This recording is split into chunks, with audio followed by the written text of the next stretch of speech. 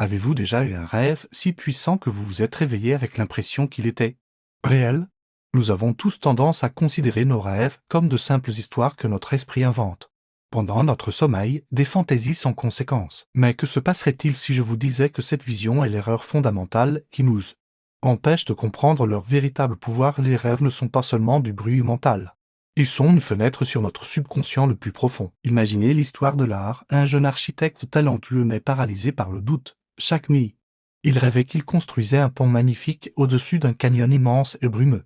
Mais à chaque fois, juste avant de poser la dernière pierre, le pont s'effondrait dans un fracas assourdissant. Il se réveillait en sueur, le cœur battant, convaincu que c'était un signe de son incompétence. Pendant des mois, ses cauchemars ont sapé sa confiance. Il a commencé à éviter les projets ambitieux au travail, se contentant de tâches mineures. Son rêve, pensait-il, lui montrait son destin, l'échec. C'est l'erreur que nous commettons tous. Nous interprétons nos rêves de manière littérale, comme une prédiction.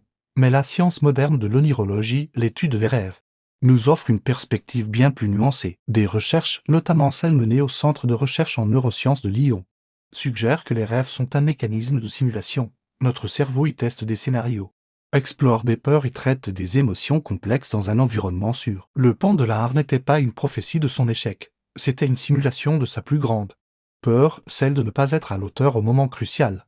Un jour, épuisé, l'art a décidé de changer de perspective. Au lieu de fuir son rêve, il a commencé à l'analyser. Que représentait cette dernière pierre?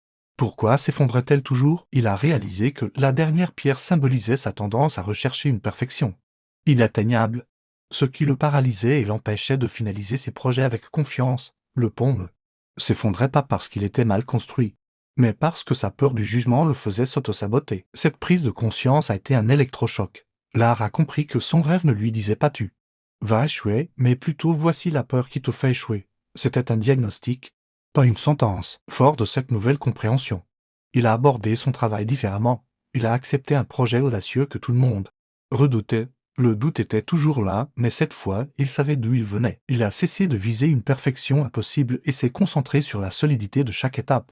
Quand la peur de l'échec surgissait, il se rappelait son rêve non pas comme un avertissement, mais comme un rappel de la bataille intérieure qu'il était en train de gagner. Le nombre de fois où il a douté était élevé, mais il a persévéré.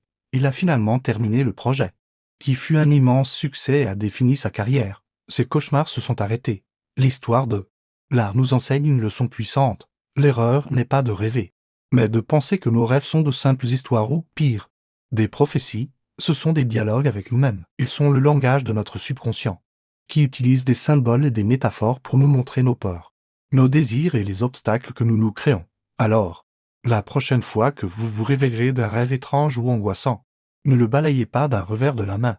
Ne faites pas l'erreur de le prendre au pied de la lettre. Demandez-vous plutôt quelle émotion mon esprit essaie-t-il de traiter?